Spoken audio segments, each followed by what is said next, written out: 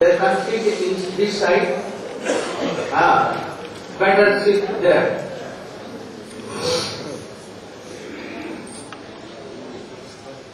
Oh, there you can, in front you can sit.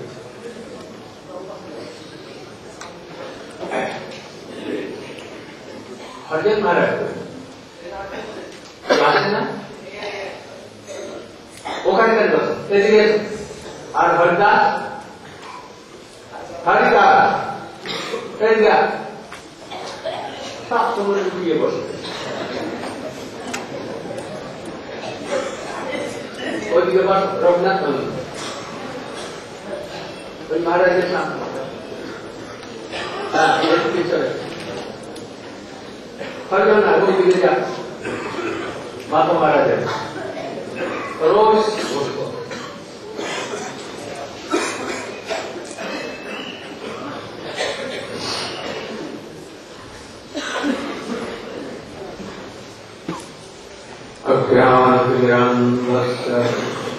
ज्ञानांजन शलाकया चक्षुरुन्मीलितं येन तस्मै श्री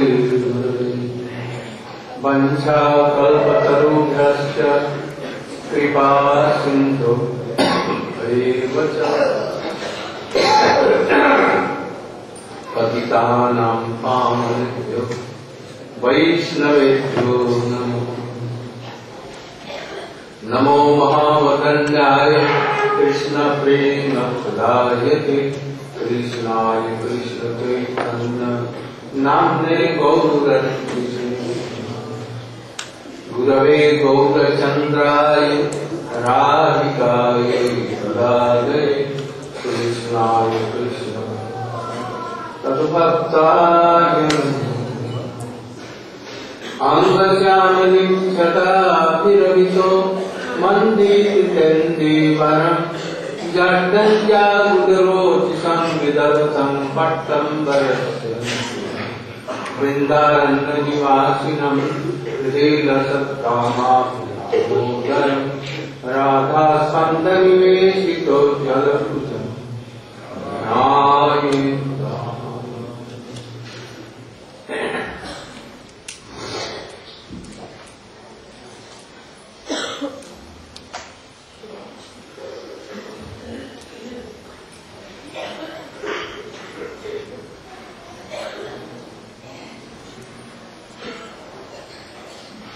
शास्त्रों के अनुसार अथवा हमने जो गुरु वर्गों से सुना है उसके अनुसार में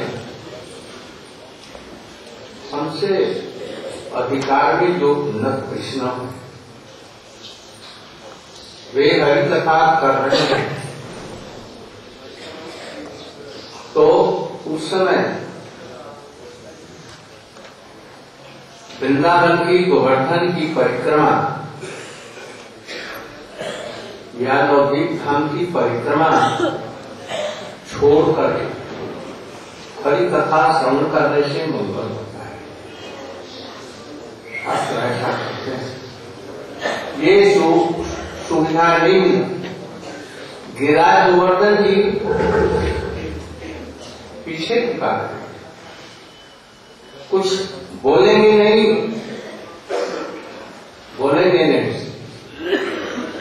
किंतु वैष्णव लोग गुरु हरि कथा के माध्यम से चित्त को शोधन कर रहे हैं।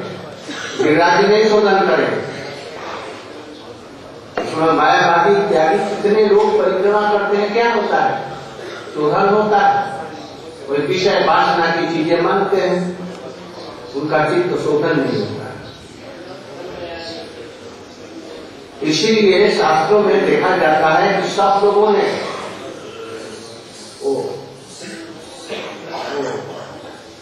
वृत्तासुर इत्यादि के उपाख्यान में ममोक्ता लोक जनेश बहुते स्वकर्म तन मारे यादो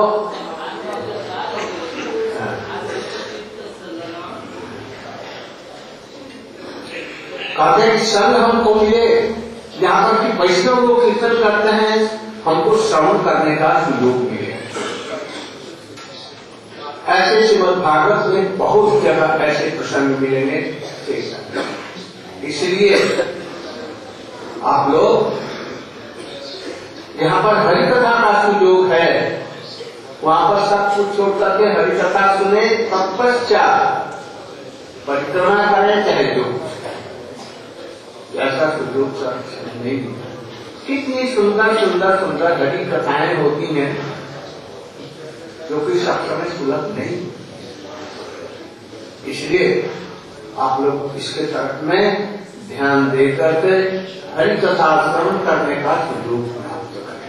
इसी से चित्त संशोधन होकर के प्रेममय भक्ति प्रतिभक्ति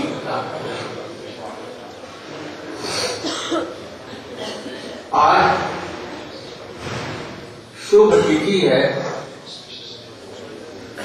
आज के दिन कार्तिक महीने में पूज्य पक्ष के समय में आज के दिन प्रपूज्य चरण नित्य लीला प्रविष्ट ओम विष्णुपाद श्री श्रीमद् भक्ति वेदांत वामन गोस्वामी महाराज जी का तिरुभाव हुआ। और साथ ही साथ दूसरे वर्ष में, पहले वर्ष में पूज्यपाद त्रिविक्रम महाराज जी का और दूसरे वर्ष में परम पूज्यपाद वामन महाराज जी का तिरुभाव हुआ। जब मैं मठ में आया तो हमारे शिक्षा गुरु वामन महाराज जी और त्रिविक्रम महाराज जी, मैं उनको उसी प्रकार से सम्मान करता। वामन महाराज जी हमारे लिए जब घर छोड़ करके आया, सारी व्यवस्था वो करते थे और मैं प्रचार के लिए, भिक्षा इत्यादि के लिए पूज्य पाद त्रिविक्रम महाराज जी के साथ में सर्वत्र जाया करता था। कीर्तन इत्यादि त्रिविक्रम महाराज जी ने उसको करना सिखाया। वामन महाराज जी हमारे गुरु जी के अंतरंग सेवक और परिचय थे, उनकी कलम थे। बिना वामन महाराज जी के गुरु जी कुछ लिख पढ़ नहीं सकते। परिक्रमा के भीड़ में जहां पर सब लोग आए हैं, गुरु जी से मिल रहे हैं, वामन महाराज जी उपस्थित होंगे कि पत्रिका के लिए संपादकीय चाहिए, सब ठीक हो गया है और कल ही जाना है निसिंहपल्ली, अभी तक तैयार नहीं, बस अच्छा चलिए। और सब लोग बैठे हैं, बातचीत कर रहे हैं और उसके बीच में लिखा बोलने लगे और वामन महाराज लिखते थे। संशोधन की कोई आवश्यकता नहीं होती। वामन महाराज जी का लिखना इतना सुंदर था, स्वर्णाक्षर बहुत सुंदर, और उसमें कोई भूल नहीं होती थी, ये सुधार करने की जरूरत। त्रिविक्रम महाराज जी की भी लिखावट पूज्यपाद वामन महाराज जी के सदानी थी। वैसे दोनों बहुत योग्य थे, हमारे ऊपर में बहुत लोगों के साथ, विशेष करके त्रिविक्रम महाराज जी के साथ में मैं रहा अधिक, उसी के साथ प्रचार इत्यादि में जाना इत्यादि सब कुछ। कभी कभी बात भी होता है और गुरु जी हमारा पक्ष लेते थे। त्रिविक्रम महाराज जी कहते ये भावुक है। वामन महाराज जी से हमारा कभी भी बात नहीं, त्रिविक्रम महाराज जी से तो सब उसके पास वामन महाराज गुरु महाराज जी के बाद भी सुदीर्घ 35-36 वर्ष तक गौड़ीय वेदांत समिति ठीक रूप से चली। सब लोग मिल करके थे। विशेष करके हम लोग 3 आदमी, पूज्य पाद बामन महाराज, विक्रम महाराज और मैं, शुरू से ही गौड़ीय वेदांत समिति के हम लोग एक निष्ठ सेवक थे। तो शुरू से ही, और गुरु महाराज जी के अप्रकट होने के बाद 1968 से लेकर के 1904 में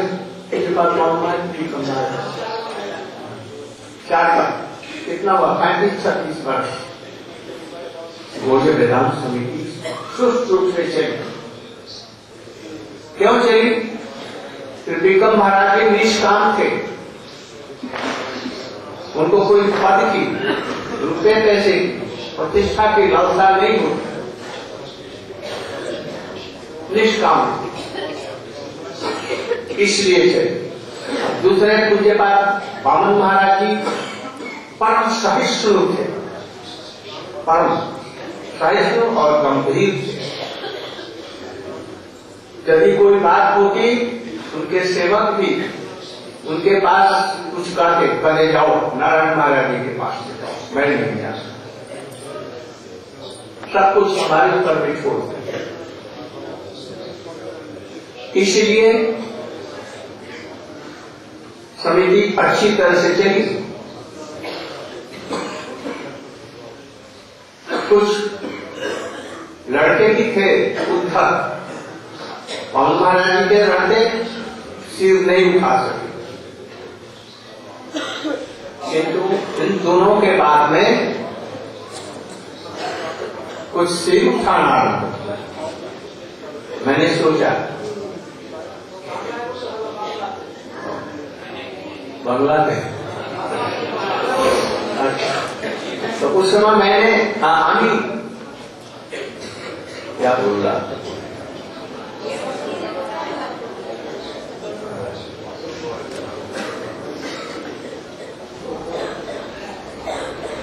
तो पूज्य पाद बामन महाराज बहुत सहिष्णु, बहुत समय जो कुछ होता है कह देते,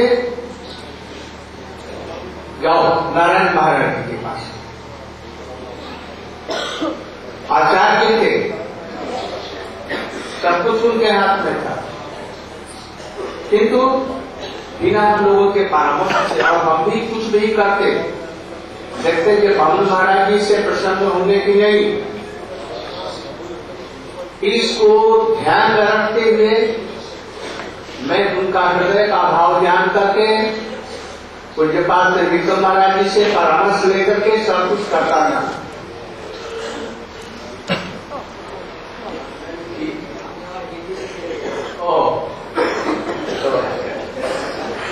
बामन महाराज जी एवं सहिष्णु थे,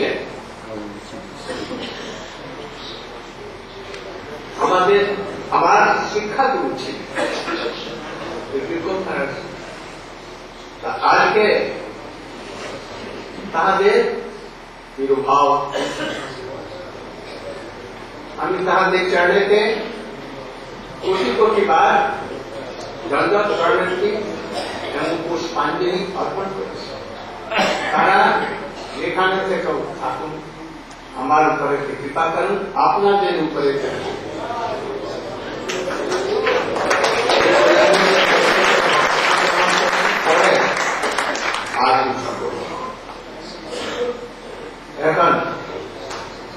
तार एकांत शिष्य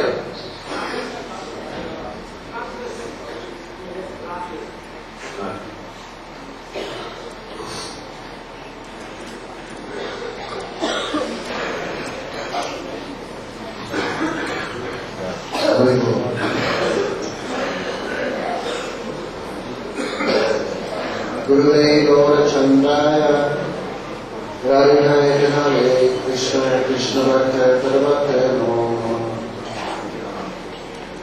Therefore, what we have heard from Shastra and Guru, according to their conception, that when a high class Vaishnava is speaking Harikatha, that time we should think it is better not to perform parikrama of Govardhan or Navadvip or anything. Because Shri Giriraj Govardhan will only give mercy after the Vaishnavas have given us mercy. Giriraj Govardhan will not speak any instruction to us. Therefore, our hearts will not be purified so rapidly. Therefore, better for us to stay in Harikatha than to perform any other activity at that time. Otherwise, we see so many Mayavadis and others are staying at Govardhan, but their situation is not changing. Therefore, Vritasur in the Srimad Bhagavatam, he prayed Manuttama Shloka Jesu Sakya. He also prayed for the chance to have the association of the Vaishnavas and to hear their kirtan. Therefore, whenever we get a chance for satsanga and kirtan, we must take that in precedence over any other activity. Therefore, we should leave everything for Harikatha, and afterwards we can perform parikrama or any other activity. By Harikatha and satsang, you can get Rajabhava, Rajabhakti. Today is also a very special day. In this Kartik month, in this Ujjavrat, today is the disappearance of Vijayanagar Srila Bhaktivedanta Vaman Maharaj, and exactly 1 year previous to that was the disappearance of Pujapad Chidandi Swami Srila Bhaktivedanta Chudakar Maharaj. Therefore, Gurudev is saying that when he first came to the Math, both Pujapad Vaman Maharaj and Pujapad Chudakar Maharaj were Shiksha Gurus. Especially Srila Vaman Maharaj, when he came to the Math, then he arranged everything for Gurudev, where to stay, how to eat. And I was always sent with Pujapad Chudakar Maharaj on preaching and collection, and it was him who taught me how to perform kirtan. Srila Bhaktivedanta Vaman Maharaj had many specialities, but especially he used to collect for the Gaudiya Patrika, the Bengali magazine. Even that time it was Navadvip Parikram, and the next day we were going to Nrsimhapalli. Guru said, even today I can remember. That time we have to do some article, therefore Param Gurudev would call Srila Vaman Maharaj. Oh, right. And in the midst of everyone, even though everyone was talking, blah, blah, blah, Srila Pujapad Param Gurudev would speak, and Srila Vaman Maharaj would write. So his writing was so excellent in such great, perfect language, even there was no need for any editing, it would directly go to the press. And Srila Chudakar Maharaj also had the same ability. For Gurudev said, always, especially he was so much together with Pujapad Chudakar Maharaj. And when there was any argument, there was always some argument between them, then Param Gurudev would always take my side. Take Gurudev's side, but he would always not take the side of Pujapad Chudakar Maharaj. But with Srila Bhaktivedanta Vaman Maharaj, there was not so much this argument, debate. Therefore, after Param Guruji's disappearance, for 36 years, the Gaudiya Samiti went in a very nice way. Because us three persons, Srila Bhaktivedanta Vaman Maharaj, Bhaktivedanta Chudakar Maharaj, and Gurudev were together. And there was no self-interest.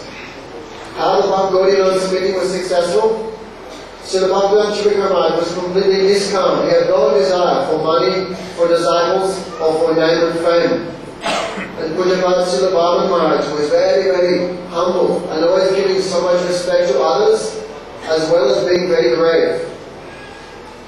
Srila Bhaktivedanta Vaman Maharaj, even though he was a Acharya and everything was in his power, still if any disciple would come and ask any question about management or some complaint, then Srila Bhaktivedanta Vaman Maharaj would say, I don't know anything. You go to Srila Narayan Maharaj. There was a time when Pujapad Chudakar Maharaj and Pujapad Vaman Maharaj was there, all disciples worked cooperatively and they kept their heads down. But as soon as they disappeared, some small boys raised their heads, they raised their heads and began causing disturbance. That is why for so long the Samiti, Gaudiya Samiti went in such a nice way. Therefore today, on the disappearance of these two Mahapurushas, Gurudev is saying, I am again offering millions of pranams and offerings at their feet, that they may give mercy to me and to all of us.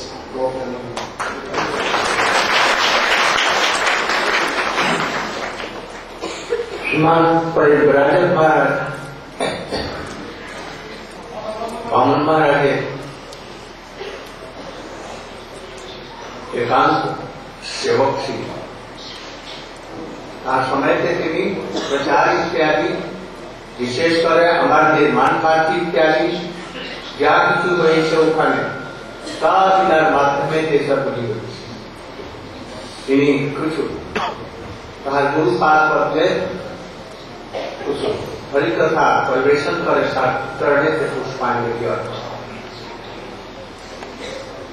ओम अज्ञानतिमिरान्धस्य ज्ञानाञ्जनशलाकया चक्षुरुन्मिलितं येन तस्मै श्रीगुरवे नमः। वंशाकल्पतरुर्भ्यश्च कृपासिन्धुभ्यः च पतितानां पावनेभ्यो वैष्णवेभ्यो नमः। सर्वाग्रे मदीयोपानि आराध्यत्वं श्रील गुरुपाद पद्म नित्यलीला कृष्ण विष्णुवाद अष्टतत्व श्री श्रीमद् भक्तिवेदांत बामन गोस्वामी महाराज श्री चरण सरोजे আমার অনন্ত কৃষ্ণাশ্রমে দণ্ড প্রণতি নিবেদন করছি। তৎপশ্চাৎ অভিন্ন গুরুপাদ পদ্ম विष्णुवाद भक्ति वेदांत नारायण गोस्वामी महाराज श्री चरण कमले আমার অনন্ত কৃষ্ণাশ্রমে নিবেদন করছি। তৎপশ্চাৎ পূজনীয় সন্ন্যাসী এবং অন্যান্য ভক্তবৃন্দ সবার চরণে যথাযোগ্য দণ্ডবত প্রণতি নিবেদন করছি। সবার কাছে কৃপা প্রার্থনা করছি। आज हमारे परम आराध्यतम श्री गुरुपाद पद्म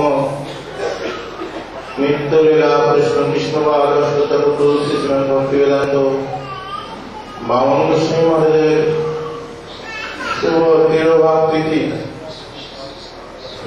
गुरु वैष्णवेर कृपा बेঁধে রেখে আমাদের আর অন্য কোনো গতি নাই। এই জন্য সর্বাগ্রে গুরুপাদ পদ্মের বন্দনা করা একান্ত কর্তব্য, তাই আমি করছি। তাহার অহিতুকী প্রার্থনা জানতে পড়ে তার চরণে নিবেদন জানাচ্ছি, তিনি আমার উপরে কৃপা বর্ষণ করুন। অহিতুকী গুরুপাদ পদ্ম তিনি এই জগতের, তিনি অপ্রাকৃত জগতের, তিনি স্বরূপত মঞ্জরী স্বরূপা। তিনি এই জগতে আসেন আমাদের মতো বদ্ধজীবকে কৃপা করে ভগবানের সান্নিধ্যে পৌঁছানোর জন্য এই জগতে আসেন এবং নিজে আচরণ করে তিনি এই জগৎকে জানিয়ে দেন যে এইভাবেই ভগবানের সান্নিধ্যে যেতে হবে। বিশেষ করে শ্রী চৈতন্য মহাপ্রভু নিজেও দেখিয়েছেন কিভাবে উৎকণ্ঠা, আকুলতা, ব্যাকুলতা নিয়ে তিনি এই জগতের মধ্যে দেখিয়েছেন। দেখো বিরহ কাহাকে বলে, এই বিরহ যদি না হয় তাহলে ভগবানের কৃপা আমরা লাভ করবো কি করে? এটা বিরহ মানে ভগবানের কৃপা লাভ করা একটা ম্যাগনেট, আকর্ষণ শক্তি। এই বিরহ কার হবে? কে বুঝবে এই বিরহের কথা? গুরু মহারাজ বলতেন, হরি কথা বলতে গিয়ে বলতেন যে যে গায়ের তো গেয়ে গেল, যার ফাটলো তার ফাটলো। গুরু মহারাজ বললেন যে বিরহ কথাটা খুবই ছোট কথা, কিন্তু বিরাট বিরাট এর ভিতরে অনুভূতির জিনিস নিহিত আছে। বিরহ মানে যিনি গুরুপাদ পদ্মের সঙ্গে যিনি সম্পর্কযুক্ত, সভা নিষ্ঠা যুক্ত, তিনি গুরুদেবের বৈষ্ণবগণের বিরহের মর্মের তাৎপর্য উপলব্ধি করতে সক্ষম হন। সুতরাং গুরু মহারাজের তো সেবা করা সেই রকম সৌভাগ্য আমার হয়নি, ওনার কাছে সেই রকম ভাবে হরিকথা শোনারও সুযোগ হয়নি। যতটুকু উনি কৃপা করেছেন ওইটুকু সম্বল নিয়ে এবং আপনাদের সকলের এই কৃপা ভিক্ষা করে আমার জীবনে কিছু যদি আমি করতে পারি তার জন্য আমি চেষ্টা চালাচ্ছি। গুরু মহারাজ বলতেন যে দেখো, মঠবাস করতে হলে ওই দিক দিয়ে যাবে, যখন বাজার যাবে পরম পূজনীয় সিদ্ধান্তী মহারাজের মঠে, ওখানে একটু দর্শন করে আসবে। কি দর্শন করবে? ওনার গেটে আছে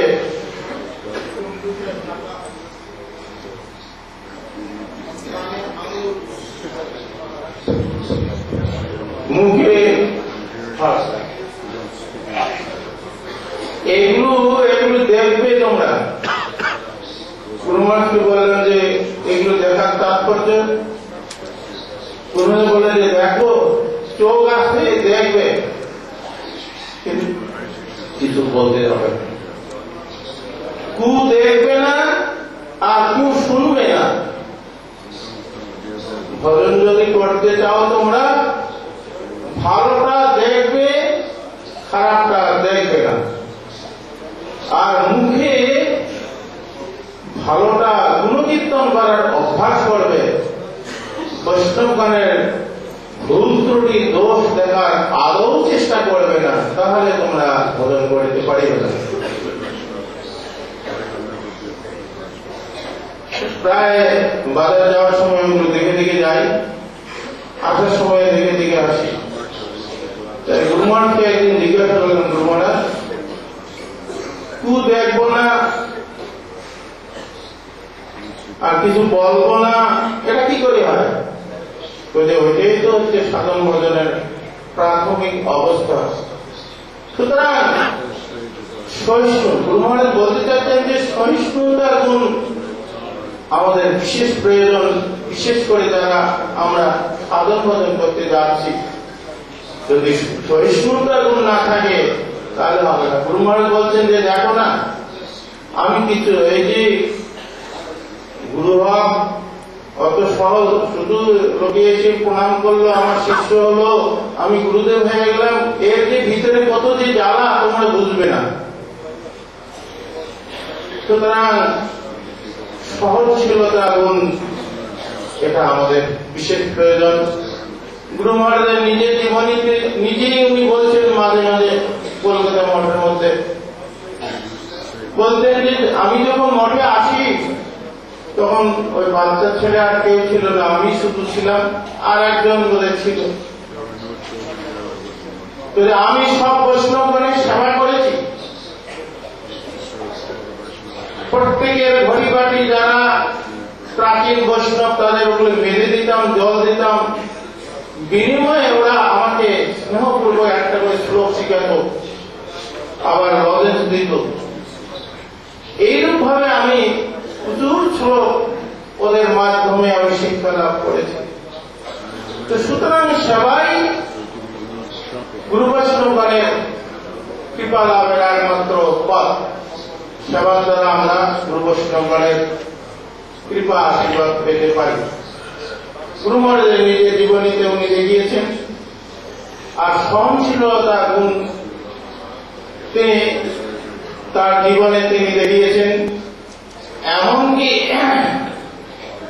গুরু মহারাজ বলতেন যে এই সুন্দরবনে আমরা যখন যেতাম, সুন্দরবনে প্রচারে কেউ যেতে চাইতো না, কারণ একটুখানি কষ্ট। এখন ইদানিং তো অনেক সুবিধা হয়েছে, কিন্তু আগে এগুলো কিছুই ছিল না, খুব কষ্ট করে যেতে হতো। আর গুরু মহারাজ যেতেন, আর তখন ছিল লঞ্চ আর নৌকা ছিল। এখন তো মেশিন লাগানো হয়েছে, তখন মেশিন লাগানো ছিল না। লঞ্চে গেলে অনেক অন্ততকে 30-40 ফুট থাকে দাঁড় করে দেয়, কারণ পারে যেতে পারে না, লেগে যায়। ওইখান থেকে সিঁড়ি বেয়ে নামতে হয়, নেমে এতটা করে কাদা আর জল। গুরু মহারাজ ওর মধ্যে অনেকেই এসে, শিষ্যরা ওখানে ছিলেন, অনেকে ওরা ধরতেন, কিন্তু ধীরে ধীরে ওরা ওই কাদার মধ্যে নেমে যেতেন। গুরু মহারাজ ওইরূপ ভাবে কষ্ট করে প্রচার করেছিলেন। গুরু মহারাজ তিনি স্মৃতিধর ছিলেন, যা কিছু তিনি শ্রবণ করেন তিনি নিজের হৃদয় পটে ওটা অঙ্কিত করে রাখতে সমর্থ ছিলেন। এই জন্য গৌড়ীয় বৈষ্ণবগণ সবাই বলতেন যে উনি হচ্ছেন গৌড়ীয় মঠের ডিকশনারি। গুরু মহারাজকে আমি যতদিন ছিলাম, আমি 70-তে এসেছি মঠে, ততদিন পর্যন্ত গুরু মহারাজের সান্নিধ্যে যতটুকু পেয়েছি সান্নিধ্য লাভ করার সুযোগ, কোনদিন কাউকে রাগ করা কোনদিন দেখিনি। গুরু মহারাজকে একটা রাগ করে যে কিছু বলবেন, শাসন করবেন না, তারপরে শাসন করার ভার দিয়েছিলেন ত্রিবিক্রম মহারাজের উপরে। ব্রহ্মা বিষ্ণু মহেশ্বর এই তিনজন হচ্ছেন গৌড়ীয় বেদান্ত সমিতির স্তম্ভ। মহারাজ গুরু মহারাজ বলতেন যে আমি দীক্ষা দিলাম, পালন করার ভার আর ত্রিবিক্রম মহারাজ শাসন করবেন। প্রথম ত্রিবিক্রম মহারাজের শাসনটা আমরা অতটুকু বুঝতে পারিনি, কিন্তু পরবর্তীকালে আস্তে আস্তে বুঝতে পারছি যে বৈষ্ণবগণের শাসন মানে ওটা স্নেহ। গুরু মহারাজ পরে ব্যাখ্যা করে বুঝেছেন যে না না, বৈষ্ণবগণের শাসনটা শাসন নয়, ওটা হচ্ছে স্নেহ। যদি শাসন করা না হয় না তাহলে তার কিছুতেই মঙ্গল হতে পারে না। যিনি শাসন স্বীকার করবেন না তার মঙ্গল কোথা থেকে হবে? সুতরাং শাসনটা বিশেষ প্রয়োজন আছে। পরবর্তীকালে আমরা ওটা আস্তে আস্তে ভজন সাধন করতে গেলে ওটা উপলব্ধি হয় যে গুরু বৈষ্ণবগণের শাসনটা কি ধরনের স্নেহ। আমরা যতগুলো উদাহরণ দেখতে পাই সবগুলোর মধ্যে নিহিত আছে যে সুখ তাৎপর্য। যেমন শ্রীবাস ঠাকুর রাতের সময় প্রতাপরুদ্র রাজার একটুখানে আড়াল হলো, আর বাংলার ওনাকে ধাক্কা মারছেন যে তুমি একটু সরে যাও, আমি রাজার তো কর্মচারী, আমার তো কর্তব্য আছে একটুখানে ওনার সুবিধা করে দেওয়া। এরকম 2-3 বার এরকম করাতে তিনি একটু পিছন ফিরে এক থাপন মেরে দিলেন। উনিও আবার একটু তাকে শিশত্ব নেওয়ার চেষ্টা করলেন, কিন্তু প্রতাপরুদ্র রাজা বুঝতে পেরেছেন। তিনি বলেন খবরদার, তোমার পরম সৌভাগ্য, বৈষ্ণবগণের হস্ত স্পর্শ পেয়েছ। এর দ্বারা বুঝে যায় যে যেমন আনন্দ সিংহ প্রত্যেকটা উদাহরণ আছে আমাদের বৈষ্ণবগণের শাসন, ওটা আছে স্নেহ। এটা আমরা সহজে প্রাথমিক স্তরে বুঝতে পারি না, কিন্তু এটা স্নেহই বটে। তো গুরু মহারাজ তিনি সহনশীলতা গুণের দিক দিয়ে তিনি চরম অবস্থায় ছিলেন, আর কাউকে তিনি শাসনও করতেন না। মৃদু ভাষায় তিনি বলতেন, বাবা তোমাদের এটা করলে ভালো হয়, এটা করলে মন্দ হতে পারে, তবে গুরু বৈষ্ণবগণের কাছে জিজ্ঞাসা করে তোমরা যা কিছু করে করো। সবসময় আমাদেরকে ঠেলে দিতেন মহারাজের কাছে, আমরা তাই মহারাজের সাথে। আর মহারাজ আমাদেরকে নিজের পুত্রবৎ স্নেহ করতেন। গুরু মহারাজ তিনি তো দীক্ষা দিয়ে তিনি তো সেই সময় আমাদের গৌড়ীয় বেদান্ত সমিতির অত আর্থিক অবস্থা সচ্ছল ছিল না। এই জন্য গুরু মহারাজ সবসময় তিনি প্রচারে যেতেন, আর আমরা আমাদেরকে রেখে দিতেন আর বলতেন যে তোমাদেরকে প্রতিপালন করবেন মহারাজ। মহারাজ 3 বেলা ক্লাস করে আমাদেরকে শিক্ষা দিতেন। তো সুতরাং গুরু মহারাজ তিনি অপ্রাকৃত বস্তু, এই জগৎ তিনি শোধন করার জন্য তারা এই জগতে এসেছিলেন। আর তিনি এক সময় পরম গুরু মহারাজ আদেশ করেছিলেন কলকাতার কাজ সেরে তিনি ওই কৃষ্ণচন্দ্রপুর যাবেন। ওখানে আমাদের এক পিসিমা আমাদের ঠাকুমা মোড়া বলেছিলেন, ওনার কাছে কিছু আর্থিক নেওয়ার জন্য তিনি গিয়েছেন। আর ট্রেনের একটু লেট ছিল, যেতে যেতে রাত্রি 12টা-1টা বাজে। জয়নগর থেকে নেমে তিনি হেঁটে হেঁটে যাচ্ছেন, আর ওখানে মোড়ের মধ্যে এখন ভূতের আড্ডা ছিল। তাই সব ভূতগুলো মানে টিক টিক করে লাইট জ্বলছে। তখন ওরা গুরু মহারাজ তো বুঝতে পেরেছেন যে এখানে ভূতের আড্ডা আছে, যা কি চিন্তা আছে, হরে কৃষ্ণ হরে কৃষ্ণ কৃষ্ণ কৃষ্ণ হরে হরে রাম রাম হরে, হাতে ব্যাগ হাতে চলছে। তেমন সময় কতগুলো ভূত এসে গুরু মহারাজকে ঘিরে ধরলেন। মহারাজ একটুখানি এখানে যেতে হবে। কি ব্যাপার? যেখানে একটা বিয়ে হচ্ছে, বিয়ে, ভূতের বিয়ে, হ্যাঁ, একটু আশীর্বাদ করতে হবে। গুরু মহারাজ এখন না বলবেন তাহলে ওরা তো আমাকে কিছু অনিষ্ট করতে পারে, ভূতের ব্যাপার। তাহলে ঠিক আছে চলো। এই জন্য গুরু বৈষ্ণব বলে ওরা ভগবানের শরণাগত, ওরা ভগবানের নিবেদন, ওদের কি ভয়? যেখানে যাচ্ছে কেন সেখানে কাজই হচ্ছে তো ও জগৎ কল্যাণ করা, উদ্ধার করা। এই জন্য তুমি ভাবলেন যে যাকে একটা সুযোগ এসে গেল দেখি এটা কাজে লাগিয়ে দিই। তাই গুরুমার নির্ভয়ে চলে গেলেন সেখানে। আর গুরুমারকে একদম আদর অভ্যর্থনা করে ওরা বসালেন চেয়ারের মধ্যে। এমন সময় সেই ভূতের কন্যা আসলো আর ভূতের জামাই এসে গেল। হ্যাঁ, বিয়ে টিয়ে হচ্ছে, ওরা ঢোল ঢোল বাজাচ্ছে, ওদের গান করছে, আবার মালা দিচ্ছে। গুরুমানকে বললেন যে আশীর্বাদ করুন। গুরুমান আশীর্বাদ করে দেবে। গুরু বৈষ্ণবগণের আশীর্বাদ কি রকম? গুরু বৈষ্ণবগণের আশীর্বাদ তোমার এই সংসারের সুখ স্বাচ্ছন্দ্য বৃদ্ধি হোক, কখনো বলবে না। তাহলে তোমার কল্যাণ কৃষ্ণ ভক্তিরস্তু, কৃষ্ণে ভক্তিরস্তু, কৃষ্ণ ভক্তি হোক তোমার, এই তো বলবেন। গুরু মহারাজ সবাইকে বললেন যে তোমাদের সবারই কল্যাণ হোক, ঈশ্বরের কৃপা তোমাদের লাভ হোক। তারপর বিয়ে শেষ হলো, তারপর খেতে দিলেন। গুরু মহারাজ বলে আমি তো এত রাত্রি খাবো না কিছু। আচ্ছা তাহলে আপনাকে ফল দিচ্ছি। এক ব্যাগ ফল ভর্তি করে দিয়েছেন। গুরু মহারাজ বলে নেবো কি করে? বলে মহারাজ কোনো চিন্তা নেই, ভূতের ব্যাপার তো, তারপরে থেকে এখন রিস্কে ডেকে নিয়ে আসো। নিয়ে এসে রিস্কে চাপিয়ে দিলেন, ওরা ফেলে নিয়ে গেলেন সব। একদম বাড়িতে পৌঁছে দিলেন, ব্যাগটা নিয়ে গিয়ে বাড়ির ভিতরে ঢুকে দিয়ে বললেন যে মহারাজ এখন আমি আসি। বলে হ্যাঁ তোমরা এবার আসতে পারো বাবা, কোনো চিন্তা নেই। কিন্তু আশ্চর্যের ব্যাপার সেই থেকে আর ওখানে আর কোনো ভূত নেই, উদ্ধার হয়ে গেলেন। এই জগৎকে ওরা পরিত্রাণ করার জন্য ওরা এই জগতে আসেন। সুতরাং গুরু মহারাজ সুন্দরবনে গিয়েছেন অনেকের বাড়িতে। এক জায়গায় সুন্দরবনে তো সব ঘরগুলো নিচু, সব নিচু হয়ে ঘরের মধ্যে ঢুকতে হয়। তো গুরু মহারাজ বলে যে দেখ, এই সুন্দরবনে আসলে দৈন্য ভিন্ন হয়ে শিক্ষা লাভ করতে হয়। যাদের উন্নত শিখ থাকবে, অভিমানে একবারে চরম অবস্থা, সেই কখনো হজম করতে পারবে না। সুতরাং এই সুন্দরবনে আসতে হবে। সুন্দরবনে কাদাগুলো আছে, হ্যাঁ, টিচার, ওটা হচ্ছে ভক্ত, ওরা ভক্ত কাদা। গুরুমান বলে ওরা যতবারই ধুইলে গেল ওই জল দিলে পরিষ্কার দেখায়, একটু পরে আবার শুকিয়ে আবার এরা সাধু সঙ্গ থাকতে চায় না। সুতরাং গুরু মহারাজকে এক সময় আমরা বলেছিলাম যে গুরু মহারাজ অমুকে একটা করছে, বলছে এরকম ভাবে একটুখানি বদমাশি করছে, তা আপনি কিছু শাসন করতে পারেন না? তো যে পাবো আমি শাসন করলে তো আমার উপরে সে রাগ করবে, হ্যাঁ, অপরাধ করে বলবে, তাহলে তার জীবনটা, পারমার্থিক জীবনটা একবারে ভেস্ট হয়ে যাবে। হ্যাঁ, সুতরাং শাসন করবে মহারাজ। হ্যাঁ, মহারাজের ফেরি পাঠিয়ে দিতেন। এই জন্যে গুরু বৈষ্ণবগণ চুপচাপ থাকা মানে এটা হচ্ছে শাসন।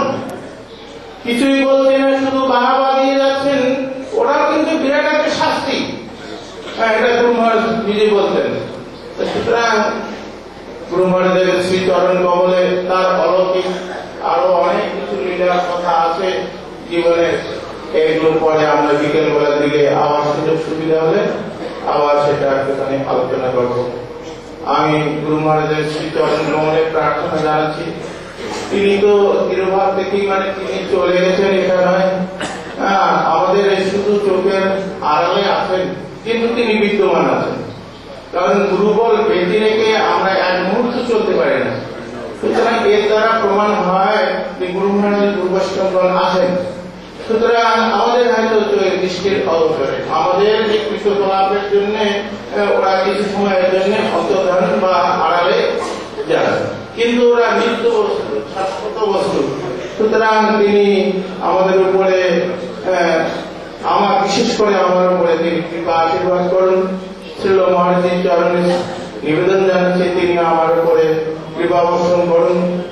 আমার তো মাঝে মাঝে বিরাট রাগ হয়, অভিমানবশত অনেক কিছু উচ্চাবতা করে থাকি, তার জন্য ক্ষমা প্রার্থনা করে আমার বক্তব্য আমি এখানে সমাপ্ত করছি।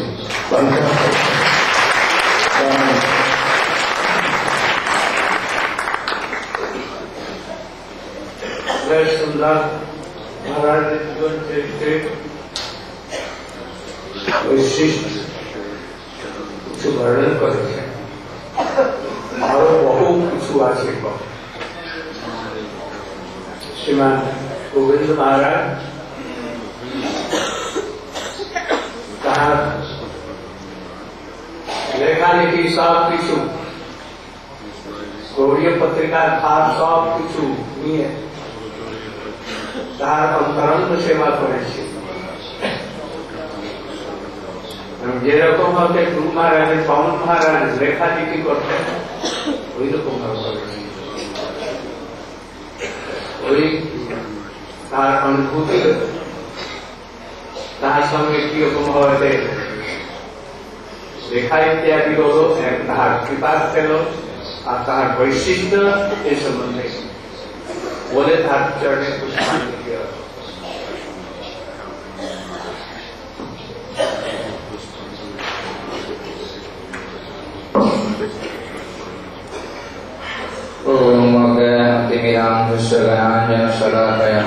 चक्षुरुन्मीलितं येन तस्मै श्रीगुरवे नमः। नमो एवं विष्णुपादाय केशवपृष्ठाय भूतले श्रीमते भक्तिवेदान्त भगवान् गोस्वामी वाञ्छाकल्पतरुभ्यश्च कृपा सिन्धुभ्यो पतितानां पावनेभ्यो वैष्णवेभ्यो। सर्वत्र अस्मदीय गुरुपाद पद्म परमार्थतम लाभविष्णु विष्णुपाद श्री श्रीमद भक्तिवेदान्त भगवान् गोस्वामी महाराज श्री चरण कमले अनंत कोटि साष्टांग दंडवत प्रणति देवते। तदनंतर परम पूज्यपाद अस्मदीय शिक्षक गुरुपाद पद्म परिव्राजक आचार्य वर्य विष्णुपाद श्री श्रीमद भक्तिवेदान्त नारायण गोस्वामी महाराज श्री चरण कमले अनंत कोटि साष्टांग दंडवत प्रणति ज्ञापन करी। तदनंतर उपस्थित तीर्थंकर स्वामी एवं वैष्णववृंद मातृमंडली श्री चरण कमले यथायोग्य दंडवत प्रणति ज्ञापन करी। आज अस्मदीय गुरुपाद पद्मेर विरह तिथि। विरह शब्दे गुरु महाराज बोलते যাদের সঙ্গে প্রকৃত মিলন নাই, মিলন না হলে বিরহ কোথায়? যদি প্রকৃত তার সঙ্গে মিলন হয় তবেই না বিরহ। তো আমাদের কি সেই গুরুপাদ পদ্মের সঙ্গে মিলন হয়েছে? তাই আজ তার সেই বিরহ থেকে আমাদের বিরহ বলে আমাদের কিছু নেই। মঠে আসার পর থেকেই আমি জানি না কোনো অদৃষ্ট ক্রমে তার সেবা সুযোগ লাভ করেছিলাম।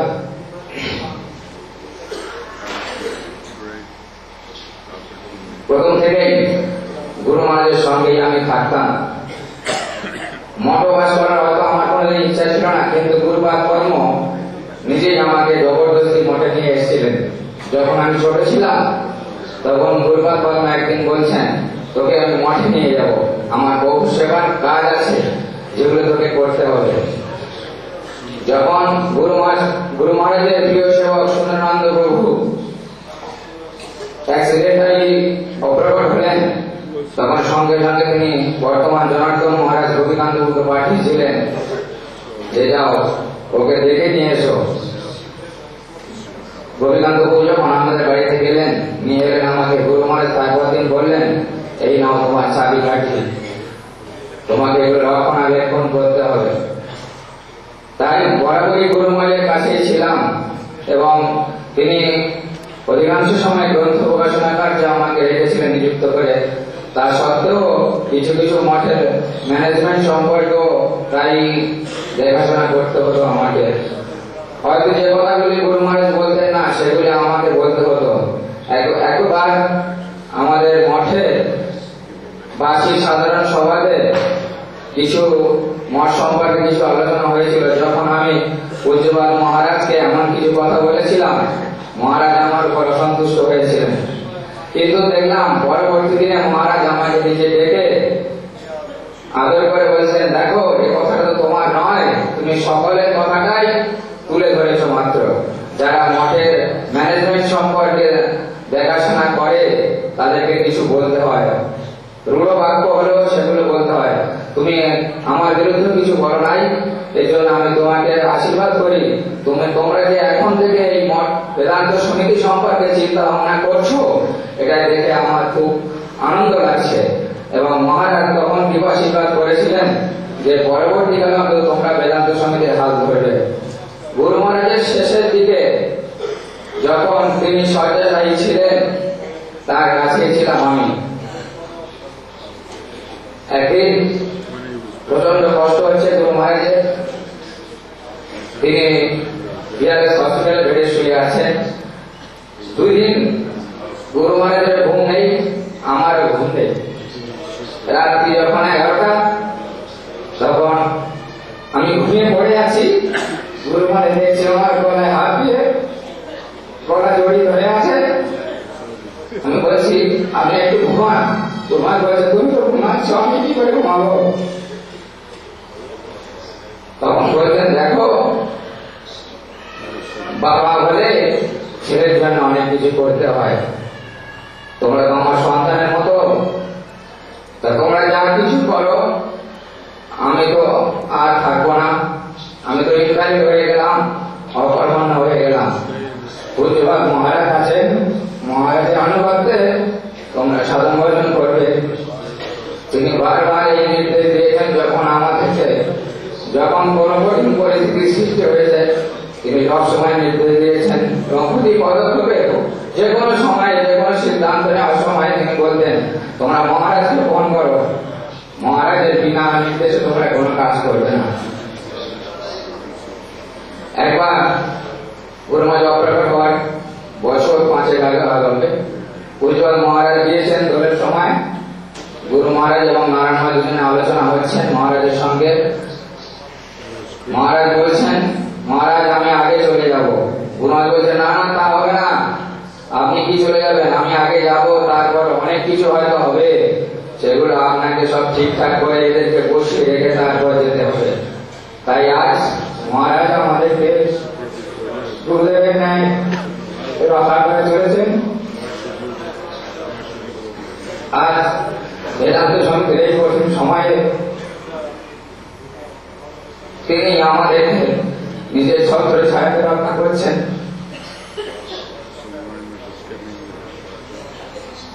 শ্রী গুরু মহারাজের যে সহ্য গুণ তা আমরা লক্ষ্য করেছি। তিনি শারীরিক অসুস্থতা তো সহ্য গুণ তো আছে, তাছাড়াও মঠের বহু বহু কঠিন সমস্যার সময় দেখেছি তিনি কিভাবে কষ্ট স্বীকার করতেন, কারো কিছু বলতেন না। হয়তো আমরা অনেক সময় বলেছি, আপনি প্রেসিডেন্ট, আপনি কেন কোনো জবাব দিচ্ছেন না? আপনার পাওয়ার থাকতে আপনি কেন পাওয়ার কাজে লাগাচ্ছেন না? বলছে, আরে পাওয়ার যখন তোমরা পাওয়ারে যাবে তখন বুঝবে, পাওয়ার থাকলেও পাওয়ারকে কাজে লাগানো যায় না। তা সেটাই এখন আমরাও কিছু কিছু ক্ষেত্রে দেখছি যে হ্যাঁ, বাস্তবে অনেক কিছু অসুবিধা হয়।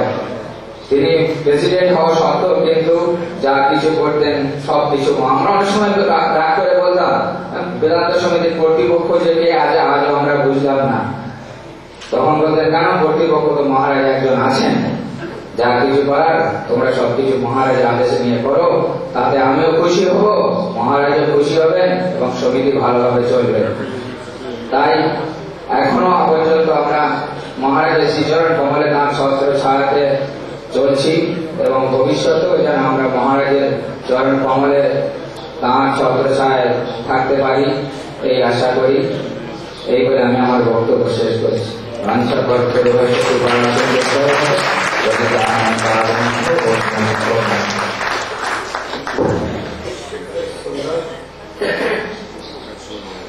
অনেকগুলি স্মৃতি গেলেন।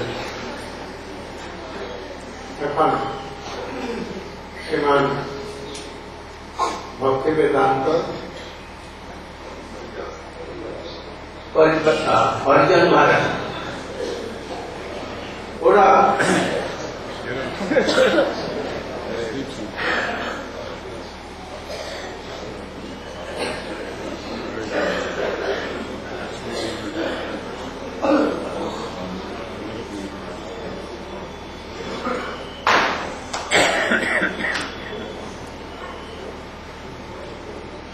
अज्ञानतिमिरान्धस्य शलाकया यस्मिन्नित्यमेन तस्मै श्रीगुरवे नमः। अनन्तागोरपस्तुतिपासिन्धुभ्येव च पतितानां पावनेभ्यो वैष्णवेभ्यो नमः। सर्वागे अस्मद् गुरुपादपद्म नित्यलीलाप्रष्टं विष्णुपादाष्टोत्तरशतशिष्यमनोरथ वेदान्त वामन गोस्वामी महाराज जन्मकुमारी अनंत कवि शास्त्रानंदनवर्तनाम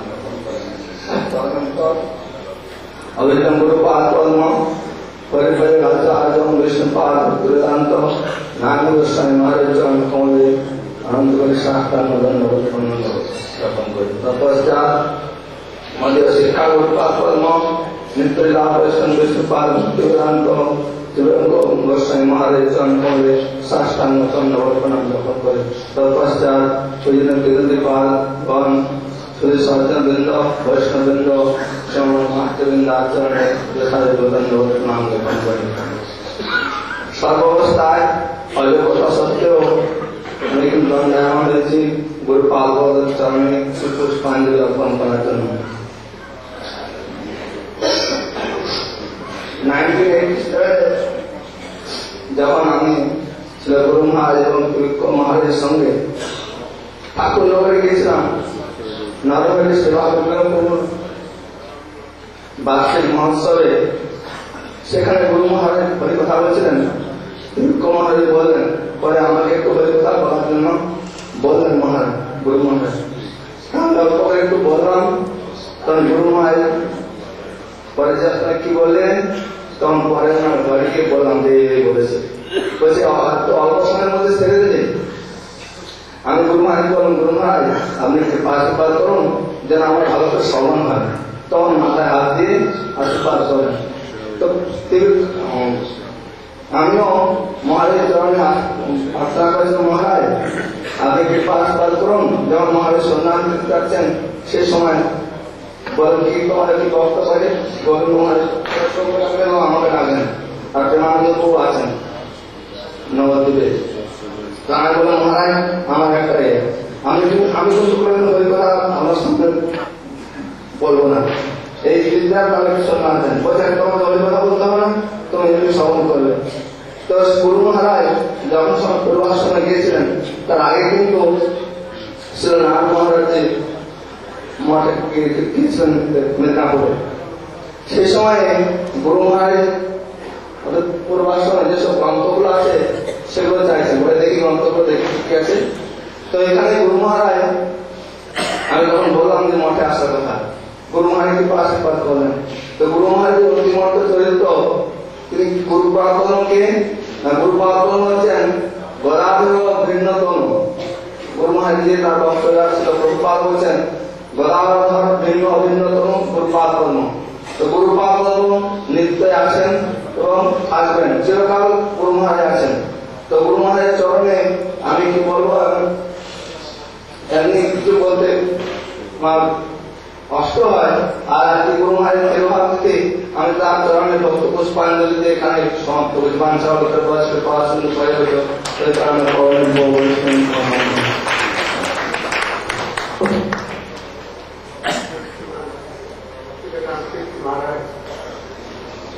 पुष्पांजलि प्रदान करो।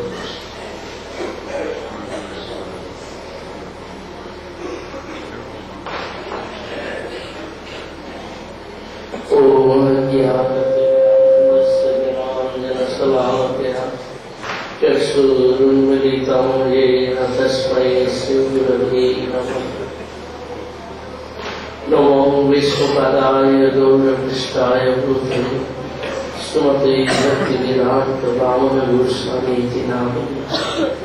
सर्वप्रथम अश्वते परमार्थतम गुरुपादपद्म ओम विष्णुपाद अष्टोत्तर शतशिष्यमान भक्तिवेदान्त वामन गोस्वामी महाराज तथा ओम विष्णुपाद अष्टोत्तर शतशिष्यमान भक्तिवेदान्त नारायण गोस्वामी महाराज के चरण स्वरूप में असंख्य कोटि दंडवत प्रणति ज्ञापन करता।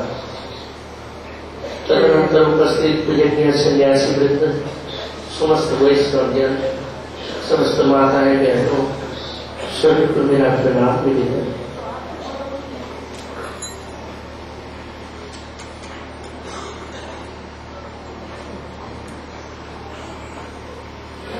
जबकि मैं छोटा सा बालक था, उस समय 74 में सर्वप्रथम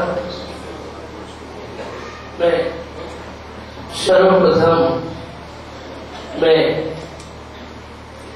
महाराज जी की श्री चरण सरोज में आने का सौभाग्य प्राप्त हुआ। सर्वप्रथम उनका दर्शन हुआ, महाराज से कहा, उनके चरणों में प्रणाम किया। तब उन्होंने भी नाम कुछ भी नहीं पूछा।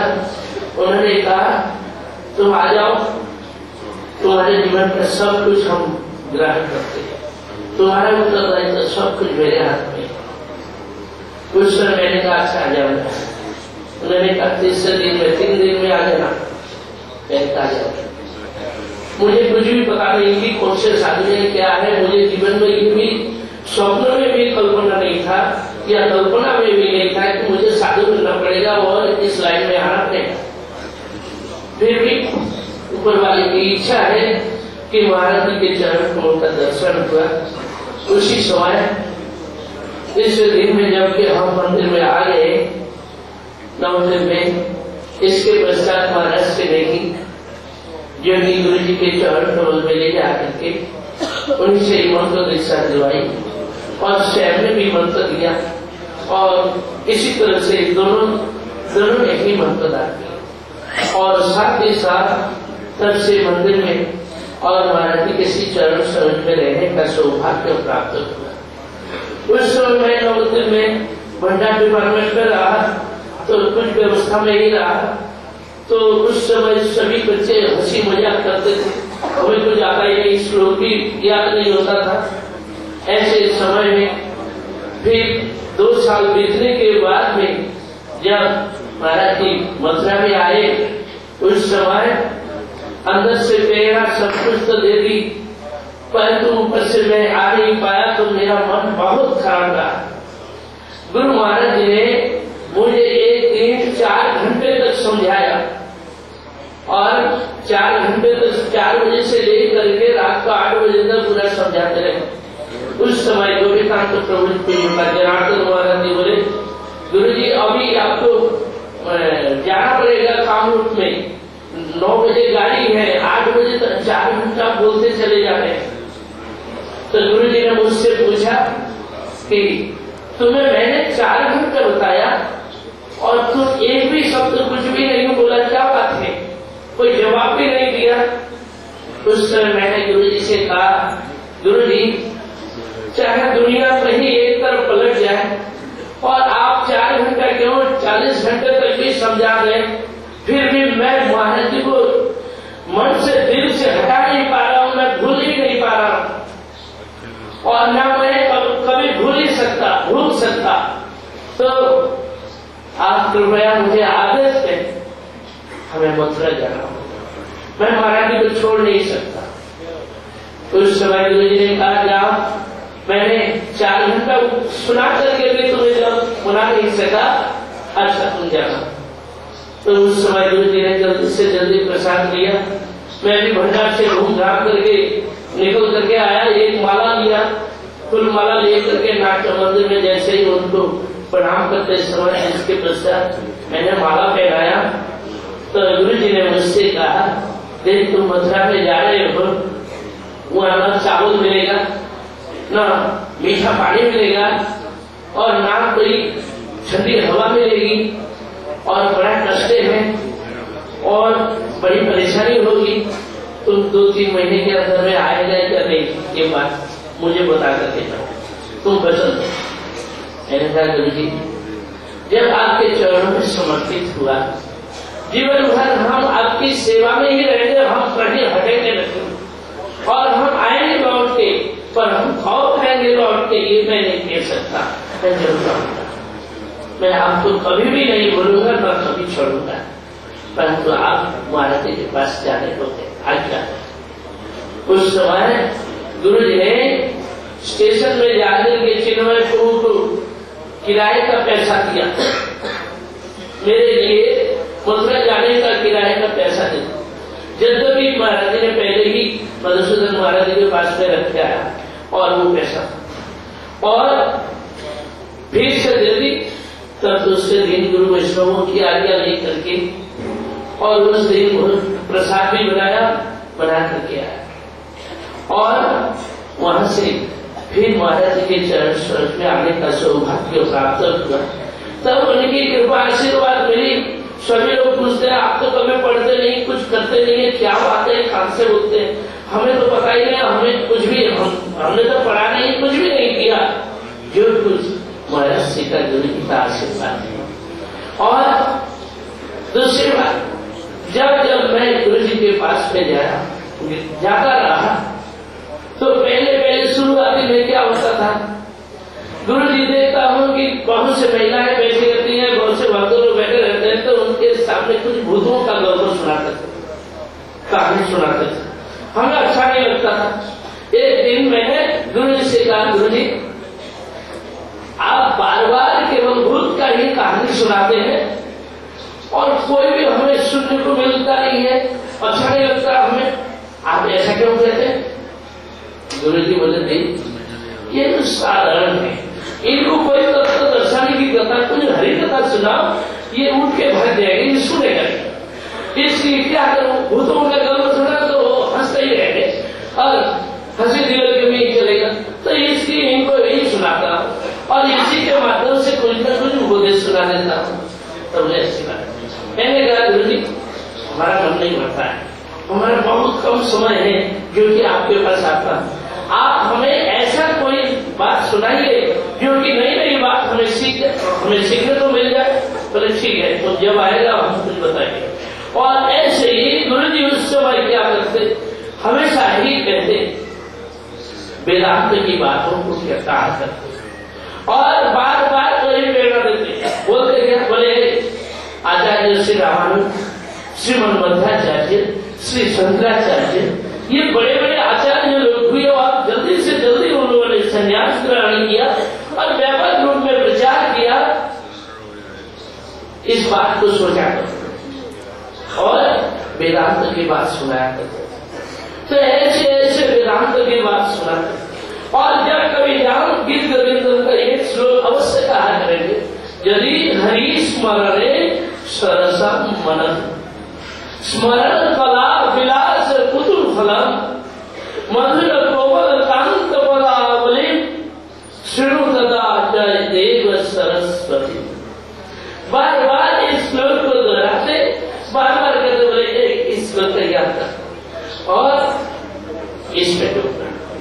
गुरु जी कहते देख भजन तुमसे नहीं हो पाएगा, कितना भजन करेगा, कहां तक दौड़ेगा, एक काम कर, यदि भजन करना है तो रोना सीखो, गुरु वैष्णव और भगवान के लिए रो, तब भजन हो जाएगा, नहीं तो और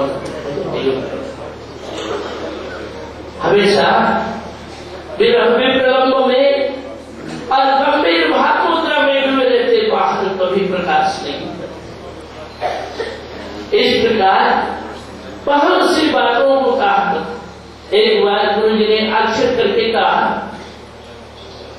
बोले कि देखो मैंने बहुत प्रयास किया पर प्रचार में निकल जाने से समय उसी में निकल गया, बीत गया और समय में निकलता चला गया।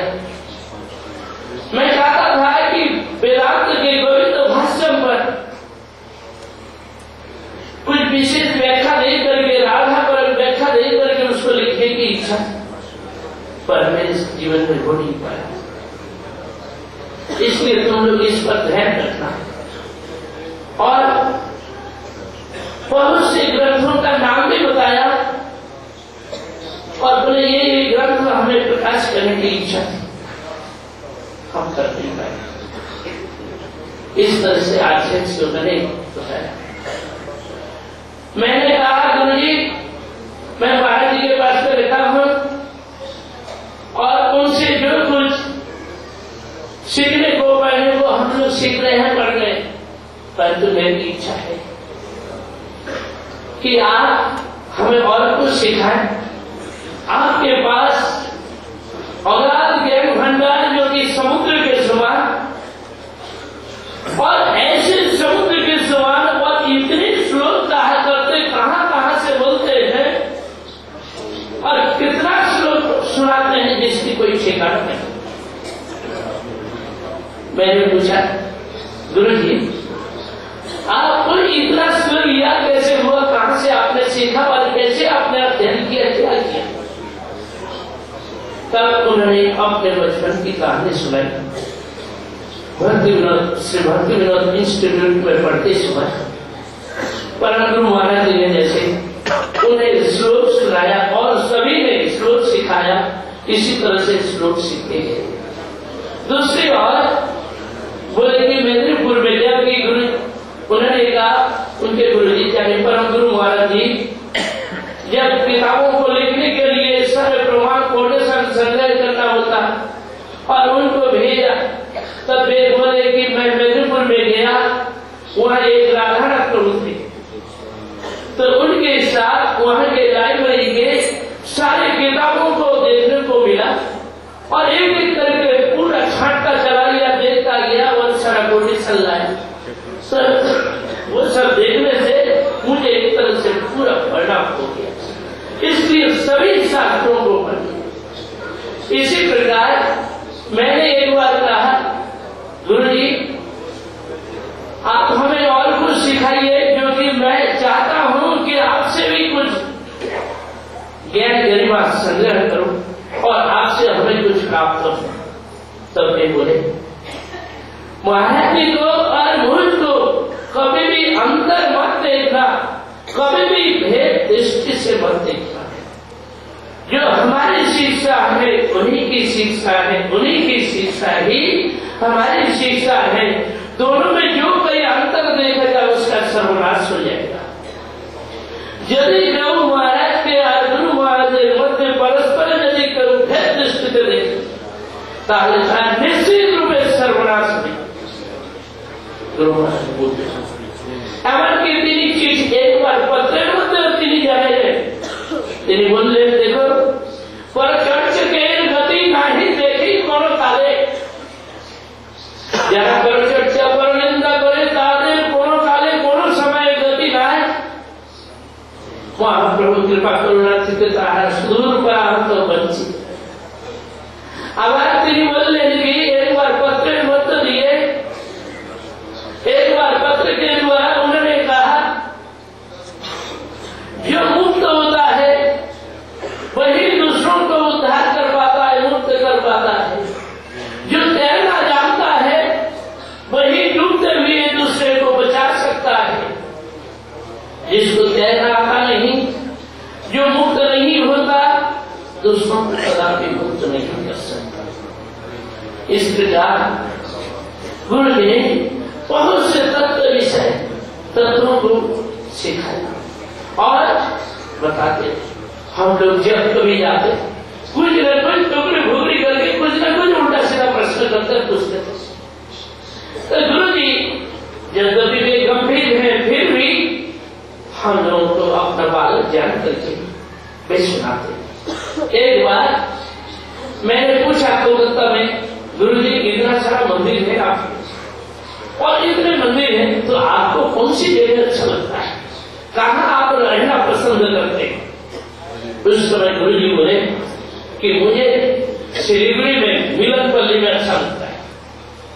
मैंने कहा कि वो आप इसका भी उत्तर दीजिए, क्यों आपको अच्छा लगता है, क्या कारण? उस समय गुरु जी बोले देखो उनका अपने इतना सारा मंदिर है और जहां कहीं जाओ लोग खूब सेवा करेंगे, खूब खिलाने पिलाने, कोई हरी कथा सुनने को नहीं आएगा, कोई हरी कथा सुनना नहीं जाएगा। सिलीगुड़ी जाने से कम वहाँ कुछ हिंदुस्तानी भक्त लोग हैं और भी कुछ बंगाली भक्त लोग हैं, कम से कम पे बैठ करके सुनते हैं। कुछ कथाओं को हम कह पाते, जब हम लोग कथा कीर्तन नहीं करें, कुछ बोले नहीं, तो दिन भर खाए पिए सोए हम लोगों का जीवन ही दिन ही नहीं निकलता है और हमारा अच्छा भी नहीं लगता। इसलिए मुझे अच्छा लगता है कि लोग हरी कथा तो सुनते हैं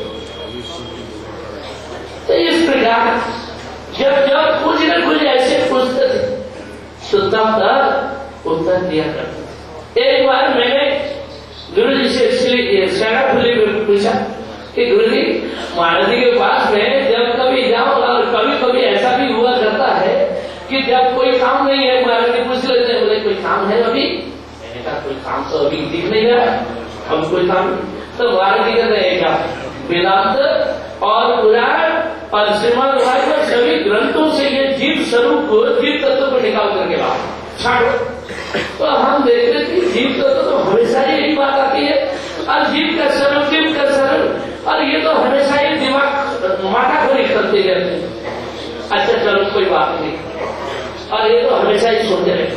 तो गुरु जी से पूछा कि गुरु जी जीव तत्व पर बहुत सारी बातें आती हैं और बहुत से लोग बहुत कुछ कहा करते हैं, आप कभी विचार हम सुन लें तो आप हमें कुछ बताइए। तो गुरु जी इतने प्रसन्न हुए, प्रसन्न हो करके 2-3 घंटे तक बोलते ही चले गए। भक्तिविनोद ठाकुर जी के किताब को पुस्तक खोल करके उन्होंने पढ़ करके और पूरा के पूरा एकदम बताते चले। मैंने कहा बहुत हो गया, अभी तो समाप्त हो जाता। तो भी नहीं, गुरु जी बोलते ही चले। एक बार सिलीगुड़ी में मैं गया, तो गुरु जी के पास में प्रणाम करके मैं खड़ा था। इतने में शरीर अस्वस्थ होते हुए भी गुरु जी रस तत्व पर विवेचन कर रहे हैं और बोलते जा रहे हैं। बहुत सारे रस तत्व पर, 5 रस पर और रस तत्व पर खूब विवेचन करते हैं और खूब बोलते जा रहे हैं और हमें सुना रहे हैं। इतने में भजन गुरु जी का सेवक था। उस समय प्राय 1.5-2 घंटा पार हो गया, गुरु जी बोलते जा रहे हैं, मैं खड़ा हूँ सुन रहा हूँ, और मुझ पर ही बोले भजन को, बोले गुरु जी आपकी तबीयत खराब है, आप इतने देर बोलते जा रहे हैं, अभी तो बोलना बंद कर दीजिए। उस समय गुरु जी उस पर बिगड़ गए, बोले तुम जानते हो मैं किसके साथ बात कर रहा हूँ? जब तुम बाहर निकल जाओ, अभी तुम सुनने जो करी, जो बात मैं कह रहा हूँ उनसे कह रहा हूँ, उसको कह रहा हूँ। तो इस तरह से गुरु जी का अपार स्नेह करुणा हर बातों को सिखाते थे। इसी प्रकार जिन्होंने असीम अपार करुणा की है, उनके साथ जीवन में एक दिन झगड़ा भी किया था। संन्यास के पहले दिन रात में जाकर के गुरु जी के घर में उन्होंने बुला लिया, बोले कि आज तो झगड़ा करना पड़ेगा, कि गुरु जी से सब प्रकार की बातें होती है, एक दिन झगड़ा भी कर लिया जाए जीवन में, ये भी शौक मिटाना पड़ेगा। तो अब गुरु जी बोले तुम्हें सन्यास हम देख करके ही छोड़े। हम कहते हैं नहीं, हम सन्यास नहीं, क्यों देखे बताइए किस कारण? और इसी बात पर बहुत ज्यादा बहस करता चला गया, बहुत झगड़ा विवाद किया। तो उस समय गुरु जी ने बहुत सारी अंतर बातें सुनाई। इसी तरह से आज ऐसे महान गुरु जी जिनकी असीम कृपा करुणा निरंतर हम लोगों के स्मृति पट में जागरूक रहे, वे आज भी नित्य वर्तमान है। जिस समय रूप सनातन में आए उस समय एक बार भागवत सप्ताह चल रहा था महाराज सीवी के।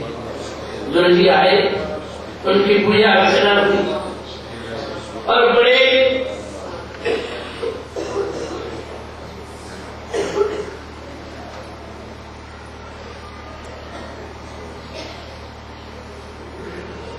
दैनिक विनय आरती के साथ उन्होंने अपने हृदय का उद्गार वर्णन किया। इस प्रकार जो अत्यंत गंभीर ज्ञान के अपार समुद्र और भक्ति रस की परंपरा ऐसे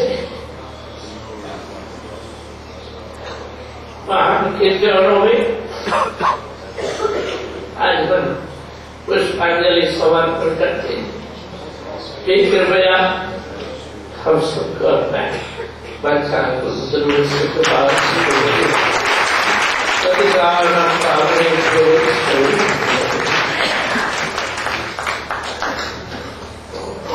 बहुत अच्छा श्रीमान महाप्रभु महाराज जी संक्षेप में उनके चरणों में पुष्पांजलि प्रदान करें।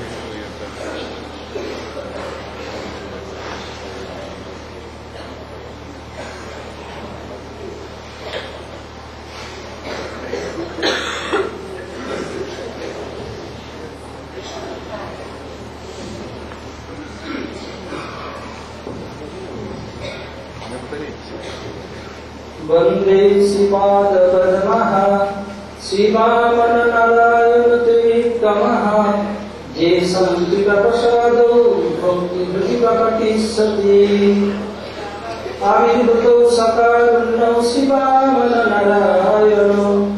रूपानुप्रबोधो श्रीकेशवप्रियो भजे अपुराणि व्यद्वैताय कृपाब्धये तत्तत्र प्रमाण तत्तत्र प्रदानाय कमलाय नमो नमः नित्यानंद विन्दाय गौरकमैकचारिणे रूपानुप्रभराय श्रीरागेति सर्वरूपिणे वंशाकल्पतरुभ्यश्च कृपा सिन्धुभ्यैव च पतितानां पावनेभ्यो वैष्णवेभ्यो नमो नमः। सबसे पहले अष्टमी गुरुपाद पद्म ओम विष्णुपाद अष्टोदश श्रीमद्भक्ति वेदांत भगवान गोसाई महाराज ओम विष्णुपाद परिव्राजकाचार्य वर्ज अष्टोदश श्रीमद्भक्ति वेदांत नारायण गोसाई महाराज ओम विष्णुपाद श्रीमद्भक्ति वेदांत प्रभु गोसाई महाराज चरण कमलों में साष्टांग दंडवत ज्ञापन करता हूँ। तत्पश्चात उपस्थित गतिपादगण के पाद चरण में दंडवत ज्ञापन करी। तदनंतर उपस्थित सज्जन वृंद गौरवोत्तर सज्जन वृंद एवं मातृ मंडली को यथाविधि दंडवत प्रणाम अभिवादन ज्ञापन करता हूँ।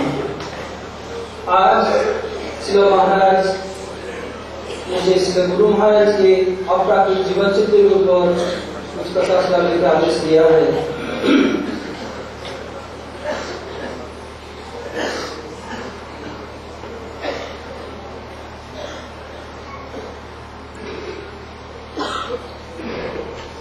एक समय जब गुरु महाराज अस्वस्थ थे, सीताबाड़ी में थे, तो महाराज जी पूज्य परिव्राजक महाराज कीर्तन महाराज में हम सब सीताबाड़ी में गए थे।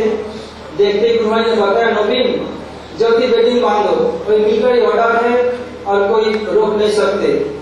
अगर मैं सरेंडर न करूं जो उसे बांध के ले जाएगा, इससे बल्कि स्वेच्छा में जाना ही ठीक है। जब हम लोग कलकत्ता में पहुंचे हावड़ा स्टेशन पर, तो हमारे कुछ भक्त लोग टैक्सी लाने के लिए गए। उस समय श्रीपद बनवारीलाल सिंघानिया जी और उनके बच्चे लोग जगन्नाथपुरी से पहुंचे, वो सब वापिस जा रहे थे। सिंघानिया जी उनकी बेटी ने गुरु जी को देखा, बताया वो देखो पापा जी महाराज जी खड़े हैं। सिंघानिया जी आए, फिर हम लोग को लेकर के अपने बालीगंज स्थित बस भवन में ले गए। उनके घर में मुझे उतार दिया। मैं गुरु महाराज जी महाराज दोनों के लिए उसी बना के फिर ले गया था। उस समय जब मैं पहुंचा, दोनों इधर करके मुझे हंस रहे थे। मैं पूछा बात क्या, किसलिए हंस रहे हैं? देख तेरा बैग बिल्कुल खाली है। महाराज जी के लिए सब समय कुछ 2-3 समय के लिए ब्रेकफास्ट रखता था। मैं बताया ये तो बैग आप लोगों के लिए भरा था, सबसे भरा रहेगा, कभी खाली नहीं होगा। दोनों बात कर रहे थे तो बताया गुरु महाराज जी पहले मैं जगत से जाऊंगा। गुरु महाराज जी नहीं, पहले मैं जगत से जाऊंगा, मैं हार्ट रोगी हूँ, मैं क्या करूंगा? मैं बताया कि आप दोनों में बात करने कोई विषय ही नहीं है, इस विषय में बात करना पड़ता है। तो महाराज बोले नहीं, मेरा शरीर बिल्कुल खराब है, हार्ट खराब है, मैं जिंदगी जी नहीं सकता। तब गुरु महाराज जी ने बताया, महाराज जी आप जानते नहीं, आपके लिए गुरु महाराज ने बहुत बड़ा सेवा बाकी रखा है। जो सेवा वेदांत समिति के आप ही कर सकते हैं, दूसरे द्वारा ये संभव नहीं है, आपको ही करना पड़ेगा। जब हमारे पहले बार विदेश प्रचार में गए थे 1996 में, उस समय जब हमारे याद दिलाया तो महाराज जी रोते हुए चिट्ठी लिखा गया गुरु महाराज जी को कि महाराज आप क्या कहा था और मैं समझ रहा हूँ। मैं विदेश में आकर के सफल के साथ प्रचार करूंगा, मैं कभी नहीं सोचा था। ये गुरु महाराज भागवत द्वारा की कृपा है और आप लोगों का भी अशेष आशीर्वाद है, नहीं संभव नहीं था। ये गुरु महाराज जी पहले हिंदी में बता दिया था कि आपको विशाल काम करना पड़ेगा जो अतिशय द्वारा नहीं होगा। जब मेरा दीक्षा हुआ था, दीक्षा के दौरान गुरु महाराज जी ने बताया कि महाराज के साथ मथुरा जाना है। मुझे नहीं पता था कि तो चावल मिलेगा नहीं, ऐसा गौरव कुछ नहीं पता था। मैं सीधा आ गया। कुछ महीने के बाद तो परिक्रमा के बाद आया था, बहुत गर्म है। जब गुरु महाराज कुछ महीने के बाद आए थे, साथ में सुंदरानंद प्रभु था। मैं बताया गुरु महाराज जी इधर भी अच्छा नहीं लगता, बिल्कुल इतना गर्म मुझे सहा नहीं आता है। तो गुरु महाराज ने बहुत कुछ युक्ति दिया। उनकी जब युक्ति का खंडन किया, आखिर में गुरु महाराज ने पूछा, चाहिए बता शिष्य का कर्तव्य, प्रधान कर्तव्य क्या है? मैं बताया गुरुपाद पद्मों की प्रीति विधान करना सबसे बड़ा कर्तव्य है। बोले अगर तू मेरा शिष्य, तेरा कर्तव्य क्या है? मेरा प्रीति विधान करना। कहता हाँ। तो तब कभी भी ये बात बोलना कि मैं इधर नहीं रहूंगा, ये नहीं करूंगा, जो बोलूंगा ये करना पड़ेगा। और ये याद रखना, जे सौर से रह, जो सहन करता है वही जगत में रहता है। सहन करना सीखो। कभी भी किसी वैष्णव के बारे में जिंदगी में मेरे पास कंप्लेन मत करो। उस समय जब पहले आया मेरे परीक्षा के लिए, सुभानंद को क्या करो, ये करो, मैं नहीं जानती अच्छा या बुरा होगा। मुझे प्रेमानंद आनंद बताया था ऐसा मत करो, ये तुम्हें छाड़ने के लिए कर रहे हैं। तो मैंने गुरु ने बताया था, बोले नहीं, कभी वैष्णव के बारे में मुझे कंप्लेन मत करना। भगवान बुद्धि दी है, ददामी बुद्धि योगम, जिन को जानते थे। अपने बुद्धि की व्यवहार करो, करके सीखे, करने से क्या होगा और बुरा पर क्या आ सकता है, फिर तब करो। वैष्णव लोग तुम्हें परीक्षा के लिए ऐसे करते हैं, उनका दोष भी नहीं है, कुछ भी उनका दोष मत देखो। तब से मैं मथुरा में गुरु जी के साथ ही रह रहा हूँ। एक समय गुरु महाराज नवद्वीप में कह रहे थे रथ यात्रा के समय, बोले कि बोलो विघ्न कितने प्रकार के हैं? तो मैं 8 प्रकार बताया। श्लोक पूछा, श्लोक बताया तो बताओ ये जगन्नाथ जी जितने विग्रह है, जगन्नाथ जी को दारू विग्रह कहता है, दारू भगवान क्यों? तो महाराज जी ने सुना था तो बताया, बोले अरे सुनोगे तो बताइए। तो बताया कि देखो भगवान की स्थिति कैसा है, विषम परिस्थिति में भगवान जीते हैं। तो क्या स्थिति है? तो बताया एक स्त्रियो प्रकृति मुखरा द्वितीया चंचला पुत्र में भुवन विजयी मन्मथो दुर्निवार शयनागौ सज्जा अहम पर्णधारी स्मारम स्मारम सभ्य चैतन्य दारुभूतो मुरारी। महाराज इसका अर्थ क्या है गुरु महाराज जी? तो बता दे, भगवान की 2 शक्ति हैं, एक लक्ष्मी जी, एक सरस्वती। भगवान कह रहे एक स्त्रियो प्रकृति मुखरा, सरस्वती देवी बहुत टकेटी है, बहुत बोलती है, बचाल है, और दूसरा लक्ष्मी चंचला है। और क्या करूं, ये 2 पत्नी है, 2 शक्ति है, एक तो बहुत मुखरा है, चंचला है, क्या करूं? सोचा कोई बात नहीं, बेटा है, बेटा के साथ लेके जीवन गुजारा करूंगा। अब बेटा क्या ऐसा निकला, पुत्र में का भुवन विजयी मन्मथो दुर्निवार। भगवान पुत्र कौन है? कामदेव, तत्वदून।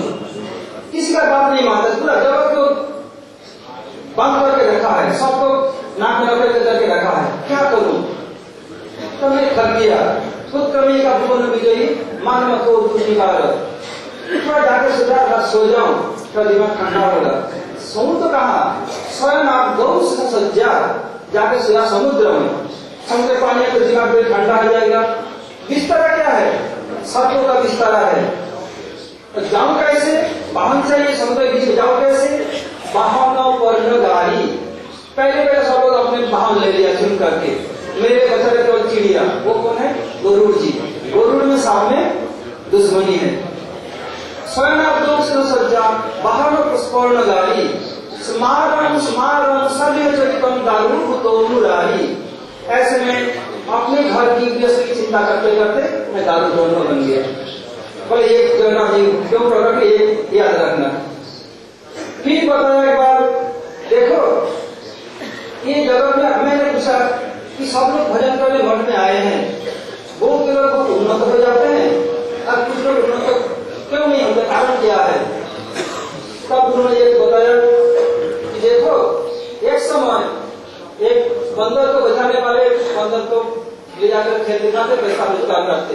तो बंदर क्या रहे हैं कि किसी ने सागर उतारा कोई सिखाया नहीं, कई उखाड़ा गिरिदार का कोई किया गामी, क्या तुमको सीतानाथ को मैंने क्या चढ़ी, सही वंशज भव हम बेदिया की चढ़ोली। किसने सागर उतारा? कौन? हनुमान जी। कभी बंदर कुल नहीं आए थे। रामचंद्र मर्यादा पुरुषोत्तम भगवान रामचंद्र की शक्ति सीतादेवी को रावण हरने के उपरांत ढूंढने के लिए हनुमान ने सबसे पहले सागर को करके लंका में गए थे। और कई कियागामी सुग्रीव भी बंदर वंश में आए, आकर के भगवान से मित्रता की। कोई उखाड़ा गिरी बैठकर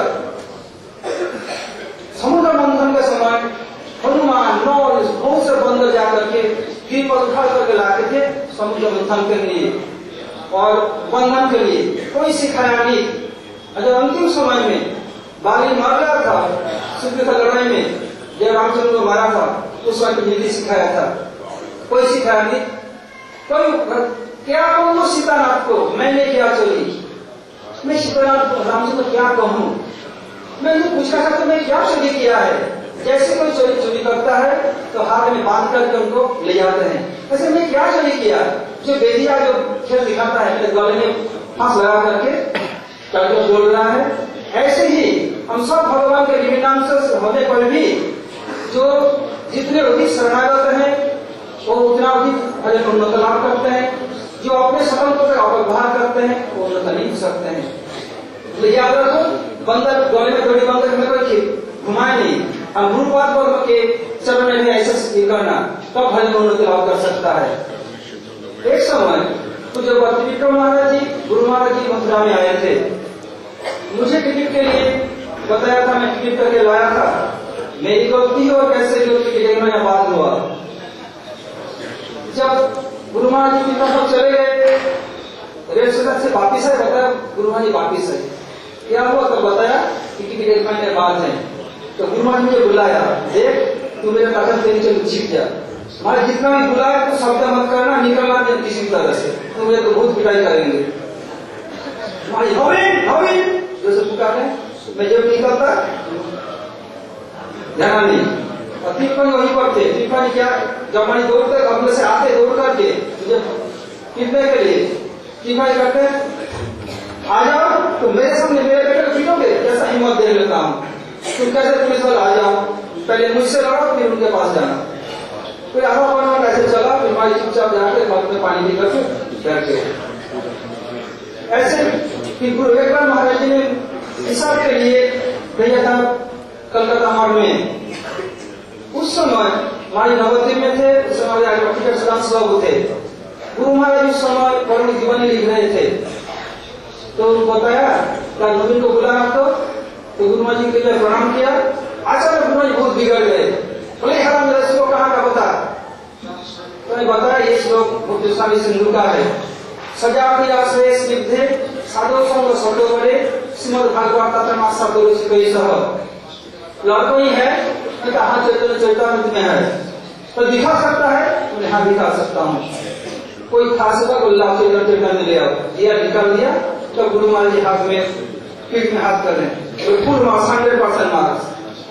मैं बिगड़े क्यों, बोले मैं बिगड़ने का परीक्षा कर रहा था, किंतु मैं ऐसे रखने बिगड़ने पर तुम घबरा था यानी देखने के लिए मैं किया था जब 100% मार्क्स, कोई चिंता नहीं। एक बार गुरु महाराज जी उस मठ में आए, उस समय तीर्थम महाराज जी मैं देवानंद सब लोग थे। उस लोग पूछा ये बताओ, सबोई पुंसांग परो धर्म जतो भक्ति रधो सजे अहैतुक का प्रत्येता ज्ञानमासन प्रसिद्ध, इसका अर्थ बताओ। सामने बताया सब ये पुरुष का ही परम धर्म है। बता क्यों स्त्री का धर्म नहीं है, क्या पुरुष लोग भजन करेगा, स्त्री का भजन अधिकार नहीं है। मैं पंडित को बुला लिया, तो बुला के ले आया, बोल इसमें यही बताया तो स्त्री का भजन कोई अधिकार नहीं है, तो पुरुष का धर्म हो गया। तो हम लोग कोई उत्तर नहीं दे सकते तीनों में से। तो पुरुषांग अर्थात जीवों के लिए, तो पुरुष के लिए नहीं, जीव के लिए, सब के लिए। और जब भी कुछ नवद्वीप में कुछ होता, पहले गुरु महाराज जी में आलोचना हुई, वो क्या थी प्रकाशक को पता नहीं चलता था। तो मैं महाराज के साथ रहने का सब पता चलता था। जब गौ पूर्णिमा के दिन जब गुरु महाराज हरिनाम दीक्षा देते थे, पहले मुझे बुलाते थे, बोलते महाराज क्या कर रहे हैं, महाराज के पास ये जाना है। पहले समझता नहीं था क्यों, फिर आके गुरु महाराज महाराज को आचा लगा के प्रणाम करते, महाराज जी नीचे उतर के प्रणाम करते दोनों। बताया महाराज जी मैं पाप कर्म में लिख करके जा रहा हूँ, मुझे आदेश दें। तो ये दूसरी साल भी महाराज गुरु महाराज ने बुलाया, ऐसे बोला महाराज क्या देख किया कि मैं आऊंगा। मैं गुरु ने बताया गुरु महाराज जी आपका आचार्य आपके जाने की क्या जरूरत है, मैं महाराज बुला के लाता हूँ। तो आगे तू नहीं समझ रहा, जो बोलता वो करो, मुझे पूछना मत। बोला आज मेरे जाने के दिन है, उनके आने के दिन नहीं है। तो जब जरूरत है वो भी आता है और जरूरत मैं भी जाता हूँ। ये दिन स्पेशल दिन है, उनका मुझे कृपा चाहिए, मुझे जाना है, जब बोलते थे। और गुरु महाराज जी प्रवचन के समय और समय भी बोलते थे कि श्रुतिवश परे स्मृति मितरे भारत मंडी भजन भवित अहम या नंदन बंदे यशालिंदे परम ब्रह्म। नंद महाराज बहुत वंदना करते थे। मैं पूछा कि गोपियों वैष्णव बंद सब जुगल किशोर की सेवा करना चाहते हैं दूरदर्शन के अनुगत्य में, तो आप ऐसे नंदो बंदे अहम या नंदन क्यों अधिकार बोलते हैं? तो जब तक नंद बाबा जसोदा की कृपा न हो तब तक मधुर रस में प्रवेश नहीं होगा। वात्सल रस मधुर रस को बहुत प्रकार से पुष्टि करती है। देखो जब राधा जी रस्सी बना के जाती है, कहाँ जाती है? नंदोगांव जाती है ना, तो उसी में इसे पुष्ट किया ऐसे और बहुत व्याख्या किया था और बताया था समम एव परम रूपम पुरी मधुपुरी बड़ा वया कोई रकम ध्यम आप परुरस। इसको याद रखना, इसी श्लोक के अंदर समस्त सिद्धांत